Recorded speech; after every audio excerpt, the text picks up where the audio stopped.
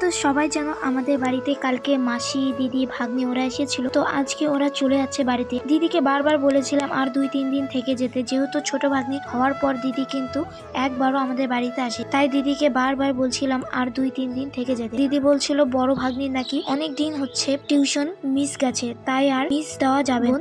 আমি আবার আসবো সময় নিয়ে তোদের বাড়িতে থাকতে, তাই আর বেশি জোর করলাম যেহেতু টিউশন। আর এই বছরে আমাদের নতুন গাছে ফল দিয়েছি, আম কাঁঠাল, আর এই সব কিছুই আমি সাইকেলে করে রোড পর্যন্ত এগিয়ে দিচ্ছিলাম। আর হ্যাঁ, আমার এই ছোট ভাগ্নির কথা একটু বলি। আমার এই ভাগ্নি এত ভালো, সবার কাছে যায়, টুকু কান্না পর্যন্ত করে না। তোমরা হয়তো বিশ্বাস করবে না, বাট এটাই সত্যি। আর এত হাসি খুশি থাকে যে দেখো এখন চলে যাচ্ছে, কেউ ছাড়তে যাচ্ছিল। দেখো দুই দিদিনের একটু ভালোবাসাটা দেখো, এদের ভালোবাসাটা দেখেই বুঝতেই পারবে কতটা আদরের ভাগ। কিভাবে মন জয় করে নিয়েছে দেখেছো। টোটোটা যাচ্ছে বাট নাতিকে ছাড়তে চাইছে না কেউ।